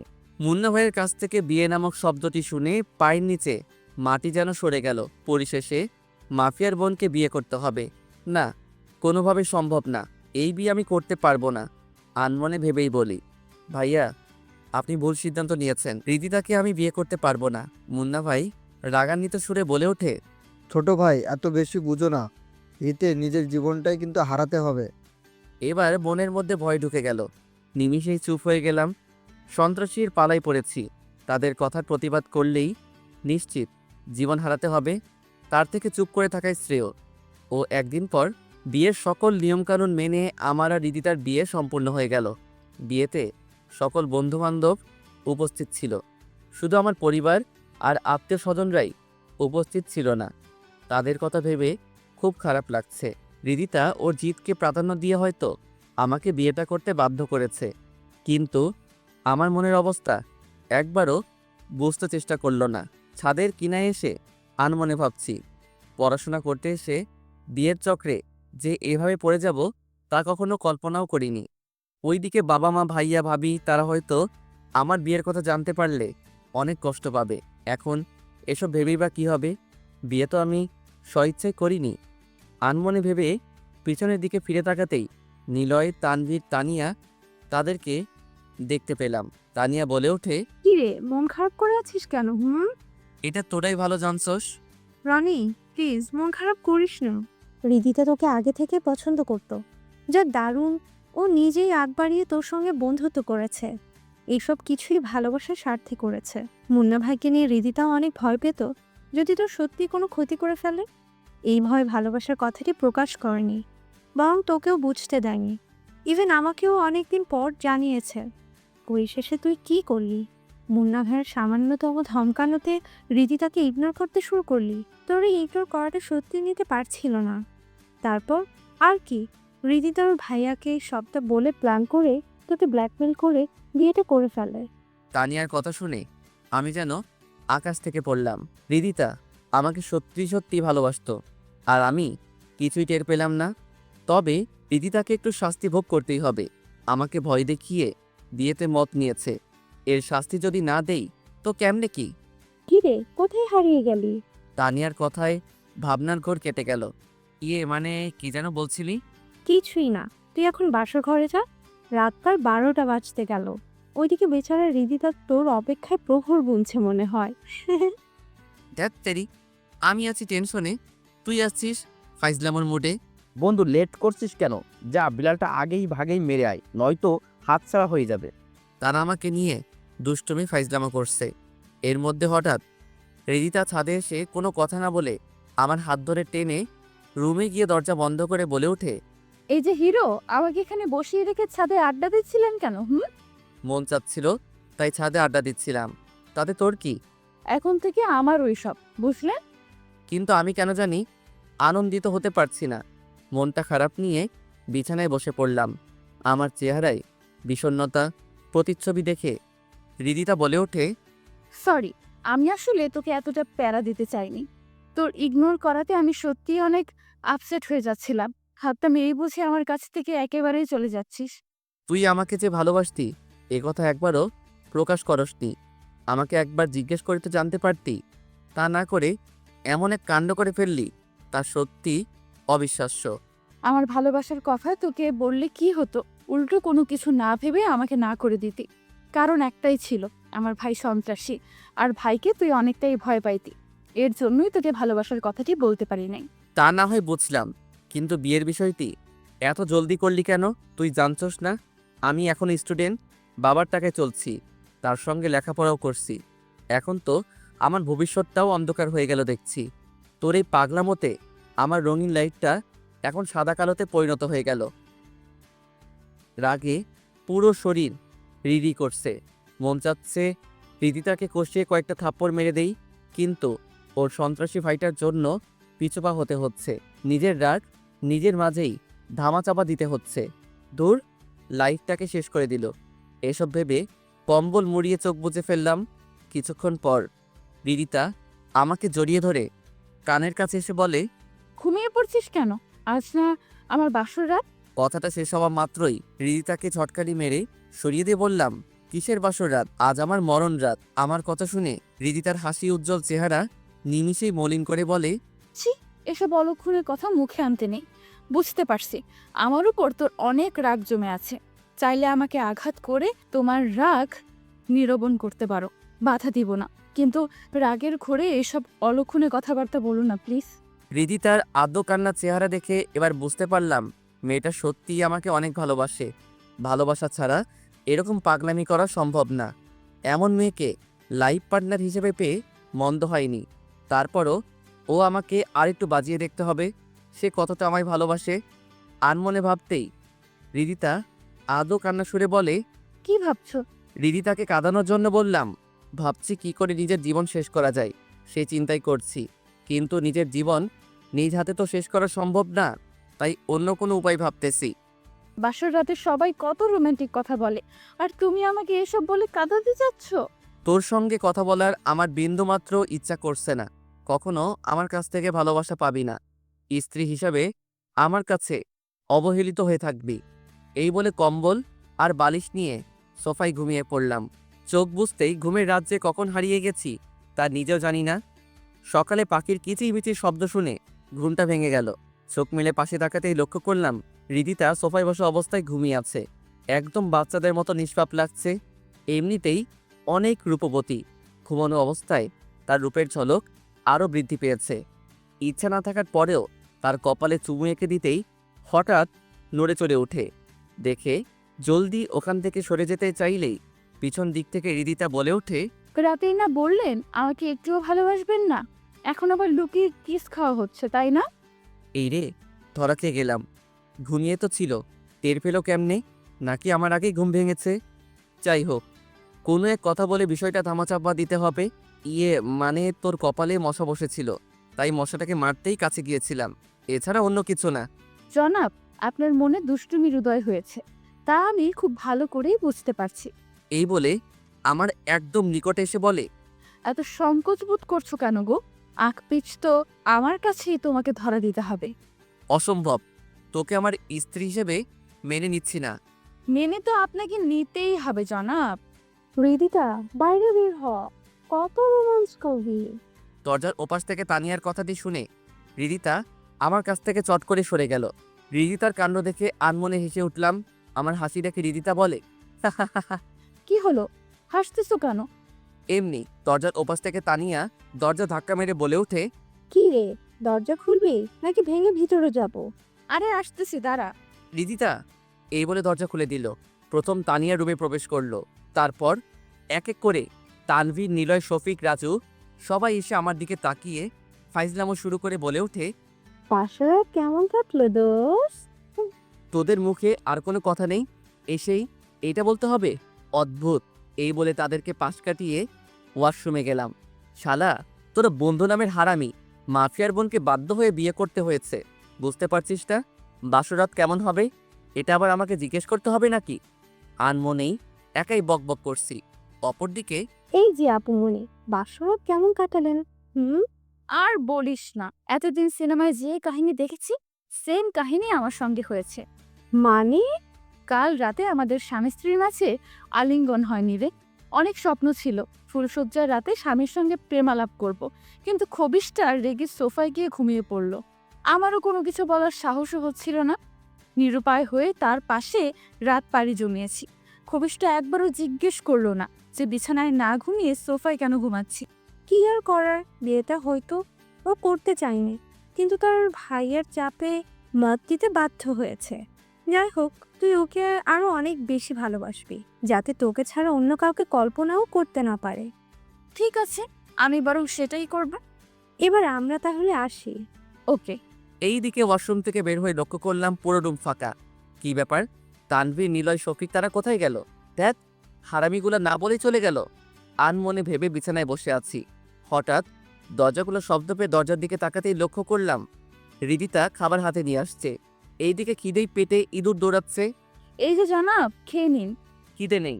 সংকোচ বোধ করলে তো আর পেট ভরবে না, খেয়ে নিন প্লিজ। বললাম না খিদে নেই। এত করে যখন বললাম খেতে যাচ্ছেন না, তো না খাইয়ে থাকেন, গেলাম আমি। আমিও কোনো কিছু না বলে চলে যাচ্ছি। দেখে রিদিতা পিছন দিক থেকে ডাকলেও না শুনে দরজা টপকাবো। এর মধ্যে আচমকাই মুন্না ভাই এসে বলে ওঠে, রনি, কোথায় যাচ্ছ? দেখো না ভাইয়া, ও না খেয়ে বের হচ্ছে, আমার কোনো কথাই শুনছে না। রিদিতার অভিযোগ সুরে কথাটি শুনে মুন্না ভাই দীর্ঘ শ্বাস ফেলে বলে ওঠে, সে কি, না খেয়ে যাচ্ছ কেন? ভাইয়া আমার খিদে নেই। তা তো বললে চলবে না। এই রিদিতা, টেবিলে খাবারগুলো রেডি কর। এই বলে মুন্না ভাই আমার হাত ধরে টেবিলের দিকে নিয়ে গিয়ে চেয়ার টেনে ইশারায় বসতে বলে। আমিও বাধ্য ছেলের মতো বসে পড়ি। তারপর এক এক করে খাবারের আইটেম রিদিতার সামনে এগিয়ে দেই। ইচ্ছা না থাকার পরেও খেতে শুরু করি। কিছুক্ষণ নীরবতা থাকার পর মুন্না ভাই বলে ওঠে, পৃথিবী জুড়ে আপনজন বলতে আমার ছোট বোনটাই আছে। অকালে মাকে হারিয়েছি। মার মৃত্যুর পর বাবা আরেকটা বিয়ে করে আমাদের অবহেলা অনাদারে ফেলে চলে যান। অনেক কষ্টের মাঝে আমার এই ছোট বোনটাকে কোলে পিঠে বড় করেছি। কখনো তার চোখের জল আসতে দেইনি। নিজের স্বাদ আহ্লাদ বিসর্জন দিয়ে আর ছোট বোনটার চাওয়া পাওয়াকে প্রাধান্য দিয়েছি। তবে আমার বোনটা অনেক চাপা স্বভাবের, কখনো মুখ ফুটে কখনো কিছু আবদার করে না। আমি আন্দাজ করে এক এক সময় এক এক সারপ্রাইজ তাকে এনে দিতাম। সেদিন ওকে যখন কান্না করতে দেখলাম, তখন জিজ্ঞেস করলে কান্না মিশ্রিত কণ্ঠে বলে, ভাইয়া, তোমার জন্য আমার বন্ধুবান্ধব ইগনোর করে চলে, কথা বলে না। কথাটি শুনে আবার যখন জিজ্ঞেস করলাম, কে কথা বলে না, আমাকে বল, তখন সে তোমার নামটি বলেছিল। আমি ভেবেছিলাম ও শুধু তোমাকে বন্ধু ভাবে না, তার থেকেও অন্য কিছু। আনমনে ভেবে সন্দেহবশত জিজ্ঞেস করি, তুই কি রনিকে ভালোবাসিস? আমার কথায় শব্দে না প্রকাশ করে মাথা ঝাঁকিয়ে হ্যাঁ সম্মতি জানিয়েছিল। তারপর কোনো কিছু না ভেবেই বিয়ের সিদ্ধান্ত নিয়েই নিই এবং তোকে ভয় দেখিয়ে বিয়েতে মত নিতে বাধ্য করি। এটা অবশ্যই বড় অন্যায় করে ফেলেছি, এর জন্য আমি ক্ষমা প্রার্থী। আর তোমাদের পড়াশোনার বিন্দুমাত্র ক্ষতিও আমি হতে দিব না, এ বিষয়ে নিশ্চিত থাকতে পারো। মেসে থাকার কোনো দরকার নেই, আমাদের এখানেই থাকবে।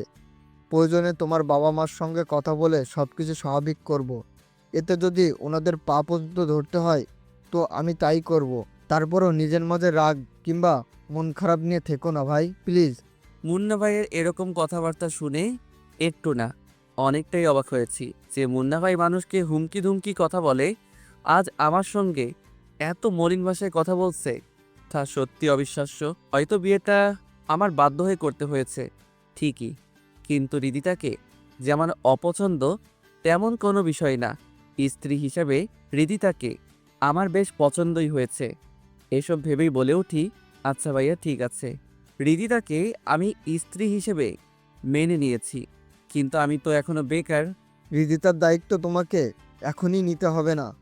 যতদিন না তোমার পড়ালেখা শেষ হচ্ছে না, ততদিন তোমরা আমার দায়িত্বেই থাকবে, সমস্যা নেই। জি আচ্ছা। মুন্না ভাই চলে যাবার পর ভাইয়া হয়তো তোমাদের চোখে খুনি, সন্ত্রাসী, কিন্তু আমার চোখে পৃথিবীর সেরা ভাইদের মধ্যে আমার ভাইয়া একজন। তার ঋণ আমি কখনো শোধ করতে পারবো না। এই বলে রিদিতা চোখের জল মুছে রুমে চলে গেল। বুঝতে পারলাম সে অনেকটাই ইমোশনাল হয়েছে। বাসায় ভালো লাগছে না দেখে ক্যাম্পাসের মাঠে আড্ডা দিতে চলে আসলাম। বন্ধুরা আমাকে দেখা মাত্রই খোঁজা মেরে বলতে শুরু করলো, কি বন্ধু, ওর শেষে মাফিয়ার বোনকে বিয়ে করে ফেললি? একদিক থেকে ভালোই হয়েছে, আমাদের সঙ্গে আর কেউ উচ্চ গলায় কথা বলতে পারবে না, বিকজ তুই আমাদের সঙ্গে আছিস। দূর, বাদ দে তো এসব কথা। এমনিতেই অনেক প্যারায় আছি, কোনো কিছুতেই ভালো লাগছে না। সে কি, কাল বিয়ে করলি আজই বলছিস ভালো লাগছে না? গুরু, আর কটা দিন যাক, তারপর নয় একটু মুখে উচ্চারণ করিল শুনো। ব্যাস, বন্ধুদের এক দুই কথায় আড্ডা ভালোই জমে গেল। মন খারাপ থাকলেও এখন আর তা নেই। আড্ডা শেষ করে রিদিতাদের বাসায় না গিয়ে সোজা ম্যাচে চলে আসলাম। বাড়িওয়ালা আমাকে দেখেই বলে ওঠে, বাবা তুমি মেসে থেকো না প্লিজ, ভীষণ ঝামেলায় পড়তে হবে। আঙ্কেল আপনি হঠাৎ এ কথা বলছেন কেন? মুন্না ভাইয়ের কঠোর আদেশ, তা আমাকে পালন করতেই হবে। ও আচ্ছা। এই বলে ম্যাচ থেকে গুটি গুটি পায়ে হেঁটে যাচ্ছি আর ভাবছি মুন্না ভাই সত্যি অনেক বড় মাপের সন্ত্রাসী। বাড়িওয়ালাকে কি না কি বলেছে, সে কথায় বাড়িওয়ালা মানতে বাধ্য হয়েছে। আমার লাইফে এরকম পরিস্থিতির সম্মুখীন হতে হবে তা কখনো কল্পনাও করিনি। ভাগ্যের লিখন এমনই হয়তো ছিল। আর মনে ভাবছি আর গুটি গুটি পায়ে হেঁটে যাচ্ছি, হঠাৎ পকেটে রাখা ফোনটা কেঁপে উঠল।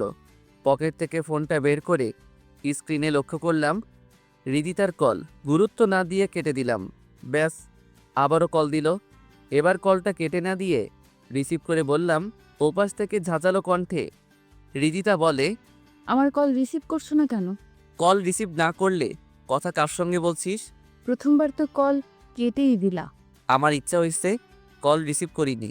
তো কোনো সমস্যা? হয়েছে, আর বলতে হবে না, বাসায় আসো। যেতে পারবো না। এসে পড়ো, নয়তো ভাইয়ার লোকজন পাঠিয়ে দিব কিন্তু। থাক, লোকজন পাঠিয়ে দিতে হবে না, আমি আসতেছি। কল কেটে তারপর তড়িঘড়ি করে বাসায় চলে আসলাম। রুমে এসে রিদিতাকে কিছু একটা বলতে যাব, এর মধ্যে রিদিতা আচমকাই এমন একটা কাণ্ড করলো তা সত্যি অবিশ্বাস্য। রিদিতার উদ্দেশ্যে বলে উঠলাম, আমাকে এভাবে হাতের নাগালে নাচাচ্ছিস কেন? আমার প্রশ্নের উত্তর না দিয়ে রিদিতা বলে ওঠে, চোখটা একটু বন্ধ করো তো। হঠাৎ চোখ বন্ধ করব কেন? প্লিজ বন্ধ করোই না, সারপ্রাইজ আছে। আচ্ছা ঠিক আছে, চোখ বন্ধ করলাম, তবে বেশিক্ষণ থাকতে পারবো না। ওকে। রিদিতার কথা মতো চোখ বন্ধ করা মাত্রই রিদিতার ঠোঁটের উষ্ণতা অনুভব করলাম, তবে বেশিক্ষণ না। চোখ মেলে তাকানো মাত্রই রিদিতার দৌড়ে পালিয়ে গেল। এই দিকে রিদিতার ঠোঁটের উষ্ণতা পেয়ে কেমন জানি একটা ঘোরের মাঝে পড়ে গেলাম। এরকম একটা কাজ করবে তা সত্যি অবিশ্বাস্য বলে মনে হচ্ছে। এখন শুধু ঘুরে ফিরে রিদিতার ঠোঁটের উষ্ণতায় পেতে ইচ্ছা করছে। পালিয়ে যাবে কোথায়? আমার সামনে তো ওকে আসতেই হবে, তখন আমিও তার বদলা ভালোভাবেই নিব।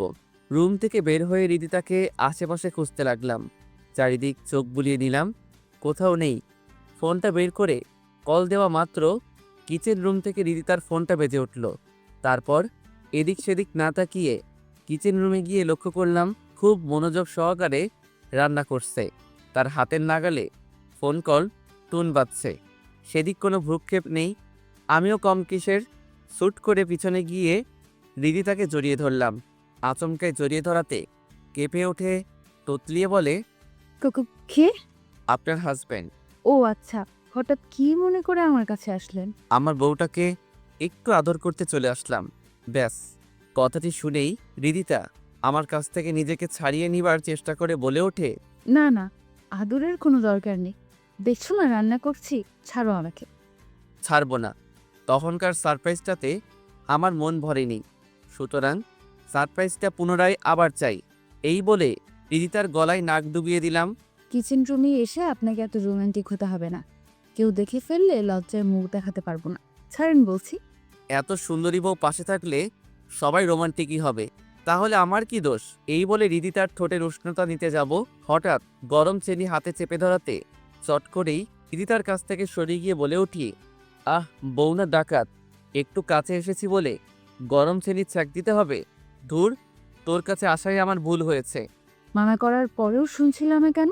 ঠিক আছে, ভুল আমারই হয়েছে, আপনি রান্না করেন। এই বলে রেগে মেগে কিচেন রুম থেকে চলে আসলাম। তোর মুডটাই নষ্ট করে দিল। কিছুক্ষণ পর রিদিতা রুমে এসে দুষ্টুমি সুরে বলে ওঠে, কেমন লাগে ফুলসজ্জার রাতে আপনি আমাকে ছ্যাঁকা দিয়েছে, তাই এর প্রতিশোধ নিলাম। এবার তাহলে আমিও প্রতিশোধটা নিয়ে নেই দাঁড়া। এই বলে বিছানা থেকে নেমে রিদিতার দিকে এগিয়ে যাচ্ছি। দেখে ও পালানোর চেষ্টা করা আগে খপ করে তার হাত ধরে হ্যাঁচকা টেনে বুকে জড়িয়ে নিয়ে বললাম, এবার তোর কাছ থেকে আমাকে কেমনে সরাবি? নিজেকে বাঁচানোর টেকনিক আমার জানা আছে, তা দেখতে চাও? পারমিশন পাওয়া মাত্রই হাতে সজোরে কামড় বসিয়ে দিল। ব্যথা পাওয়া সত্ত্বেও মুখে হাসি এনে বলে উঠলাম, এই সামান্য কামড়ে আমার কিছুই হবে না, বুঝছিস? একটুও ব্যথা পাওনি? না, পাইনি। এই বলে রিদিতাকে বিছানায় নিয়ে প্রথমেই কপালে চুমু এঁকে দিলাম, তারপর স্বামী স্ত্রীর মধুর ভালোবাসায় দুইজনে হারিয়ে গেলাম। আলিঙ্গনের পর রিদিতা আমার বুকে মাথা রেখে জড়িয়ে শুয়ে আছে। দুইজনের মাঝে কোনো কথা নেই, মনে হচ্ছে এই মুহূর্তে আমাদের দুইজনেই বাকরুদ্ধ হারিয়েছে।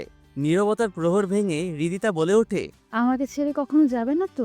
নীরবতার মাঝে রিদিতার কথাটি শুনে থতমত খেয়ে বলে উঠি, চলে যাবার প্রশ্ন আসছে হঠাৎ?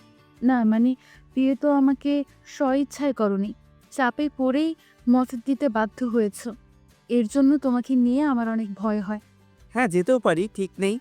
ফাইজলামো করে বলতেই রিদিতা ভীষণ ক্ষেপে আমার বুকের উপরে উঠে বলে, এ কথা মুখে আরেকবার উচ্চারণ করলে বড্ড খারাপ হয়ে যাবে কিন্তু।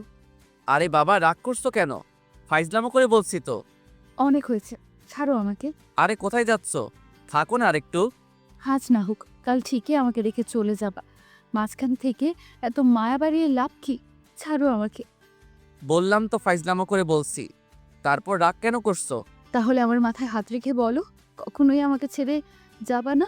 আচ্ছা ঠিক আছে, যাব না। আর যদি যেতেই হয় তো আমার বউটাকেও সঙ্গে নিয়ে যাব। খুশি? সত্যি? হুম। এই তো আমার লক্ষ্মী বর। এই বলে রিদিতা আমার কপালে চুমু এঁকে দিল। মেয়েটা সত্যি আমাকে অনেক ভালোবাসে। যাই হোক, রিদিতাকে মৃত্যুর আগ পর্যন্ত আর ছাড়ছি না। খুব জলদি ওকে আমার বাসায় নিয়ে যাব। হয়তো বাবা মা ভাইয়া তাদের কাছে একটু বকাঝকা শুনতে, কিংবা দুই এক একটা থাপ্পড়ে খেতে হবে। তারপর তো ঠিকই তাদের কাছে টেনে নিবে। আনমনে ভেবেই মার কাছে ফোন দিলাম দুই একবার কলটুন বাজার পর আম্মু রিসিভ করে বলে ওঠে, বাবা কেমন আছিস?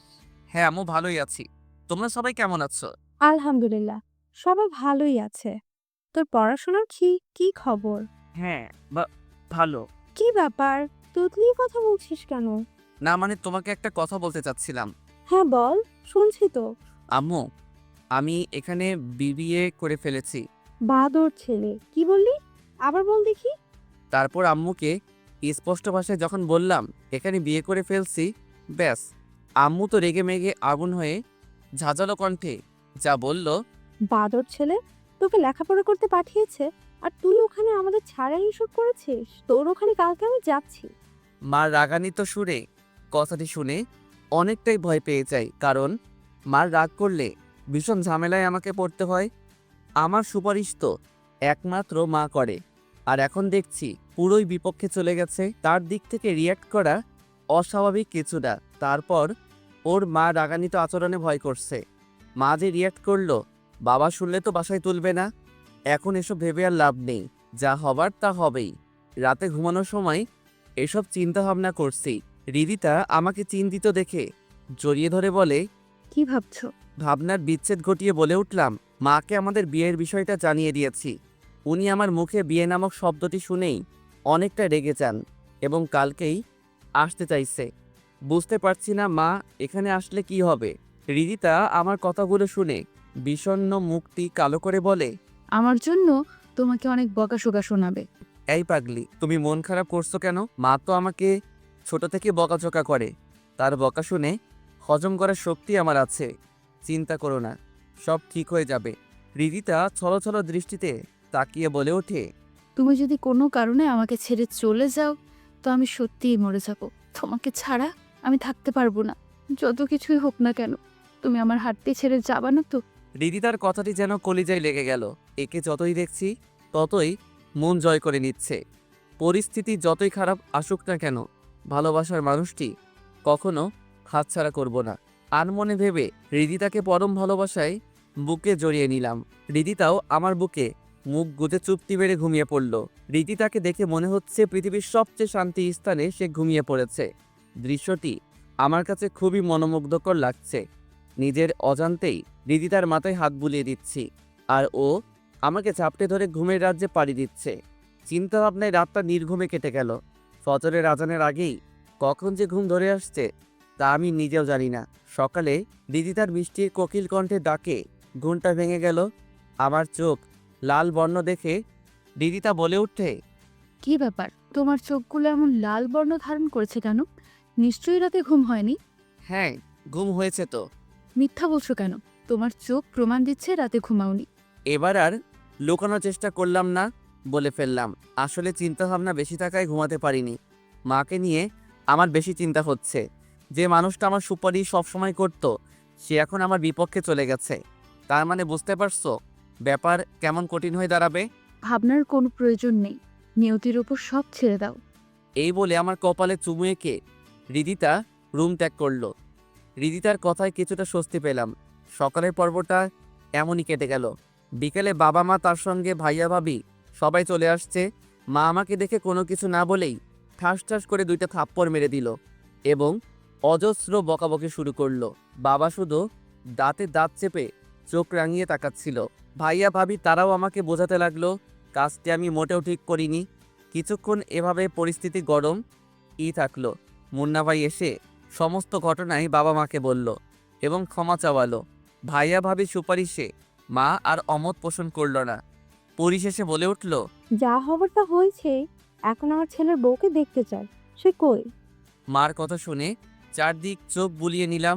রীতিতা নেই। তারপর রুমে গিয়ে লক্ষ্য করলাম ফ্লোরে হাঁটু মুড়ে কান্না করছে। বুঝতে পারলাম সম্পর্ক ভেঙে যাওয়ার ভয়ে কান্না করছে। তারপর রীতিতাকে বাবা মার সামনে নিয়ে গেলাম। রীতিতাকে দেখি মা নিমিষেই ঠান্ডা হয়ে বলে ওঠে, বাহ, বৌমা তো অনেক রূপবতী আছে দেখছি। তবে তার গুণগুলো দেখার বাকি আছে। আন্টি, আমার বোন যেমন সুন্দর তেমন তার মনটাও অনেক সুন্দর। আপনাকে অনেক সেবা যত্ন করবে। কি বৌমা, সেবা যত্ন করবে তো আমায়? হ্যাঁ মা, অবশ্যই আপনার সেবা যত্ন করব। আমার তো আর মা নেই, মার ভালোবাসাও আমি পাইনি, তবে তার শূন্যতায় অনেক কেঁদেছি।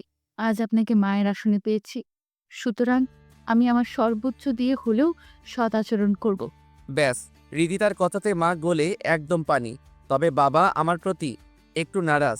তাকে হাত করতে কিছুদিন সময় লাগবে, তা খুব ভালোভাবেই বুঝতে পারছি। পরিশেষে রীতিতাকে আমার পরিবারজন সবাই মেনে নেয় এবং বড় ভাইয়া মুন্না ভাইয়ের উদ্দেশ্যে বলে, এই বিয়ে পুনরায় আবার হবে, আর তা খুব জমজমাটভাবে। আলহামদুলিল্লাহ, আপনারা বিয়ের বিধি ব্যবস্থা শুরু করুন। এবার দুই পক্ষেই ধুমধাম করে বিয়েটা সম্পন্ন করব ইনশাল্লাহ। হ্যাঁ, তাই হবে। 1 সপ্তাহ পর আজ 2 পরিবারের ধুমধামে করেই বিয়েটা সম্পূর্ণ হলো। এবার আমার কোনো মন খারাপ লাগা নেই। মনের মধ্যে অজস্র আনন্দের শিহরণ বয়ে যাচ্ছে। আমার পরিবারে একমাত্র বাবাই শুধু মন খারাপ নিয়ে আছে। হয়তো আমার বিষয়টা মেনে নিতে পারছে না, তবে খুব শীঘ্রই তার রাগ ভাঙিয়ে ছাড়ব। এই যে আমার প্রাণের দেবর, ছাদে একা একা মোবাইলে কি লেখালেখি করছো? ওইদিকে হৃদিতা যে তোমার অপেক্ষায় আদৌ কান্না প্রায়। লেখালেখি বাদ দিয়ে ভাবির উদ্দেশ্যে বলে উঠলাম, না মানে ইউটিউবে টুকটাক গল্প লেখালেখি করি তো, এর জন্য নিজের ঘটনাগুলো গল্প আকারে ইউটিউবে পাবলিশ করছি। ওরে আমার লেখক দেবর রে, এখন লেখালেখি বন্ধ করে হৃদিতার কাছে যাও। মেয়েটা অনেকক্ষণ ধরে তোমার অপেক্ষায় বসে আছে। না, আর একটু লেখা বাকি আছে, এইটা শেষ করেই যাচ্ছি। কথা বলা মাত্রই ভাবি ফোনটা কেড়ে নিল এবং আমাকে জোর করে বাসর ঘরে রেখে বাইরে থেকে দরজা আটকে দেয়। হৃদিতা আমাকে দেখেই অভিমানে মুখ ফিরিয়ে নেয়। বিছানায় বসতে যাব, হৃদিতা আচমকাই বলে ওঠে। আই খবরদার, বিছানায় আসবে না। হঠাৎ হৃদিতার রং বদল দেখে বলে উঠলাম, কি ব্যাপার, বিছানায় আমাকে যেতে দিচ্ছ না কেন? প্রথমবার বাসর রাতের কথা মনে আছে? আমাকে যে ছ্যাঁকা দিয়েছো, তাই আজ আমিও তোমাকে ছ্যাঁকা দেব। ওই দিন তো আমার মন মানসিকতা ভালো ছিল না, এটা তো তোমাকে বুঝতে হবে। না, একটুও বুঝবো না। তুমি আমাকে ছ্যাঁকা দিয়েছো, আমিও তাই করব। প্রতিশোধ না নিলে হয় না? এই, তুমি বিছানা থেকে নামবা নাকি আমি সোফায় গিয়ে ঘুমাবো? আরে এরকম করছো কেন? থাকো তোমার বিছানায়। এই বলে রিদিতা সোফায় চলে গেল। এইদিকে আমি বেকুব বনে চলে গেলাম। কি পাগলামো করছে। কিছুক্ষণ যাওয়ার পর রিদিতার কাছে গিয়ে নরম সুরে বললাম, এই রিদিতা, ঘুমিয়ে পড়ছো কেন? বিছানায় আসো। বিরক্ত করো না, যাও এখান থেকে। এবার আর নিজেকে সংযত রাখতে পারলাম না। রিদিতাকে কোলে করে বিছানার থেকে খুব শক্ত করে জড়িয়ে ধরে বললাম, পাগলামি করে আমাকে কষ্ট দিচ্ছ কেন? সেদিন আমিও একই কষ্টটা পেয়েছিলাম। এখন আমাকে ছাড়ো, নয়তো কিন্তু লোকজন ডাকবো। ডেকে কি বলবা? বলবো তুমি আমাকে বাসর ঘরে মারধর করেছো।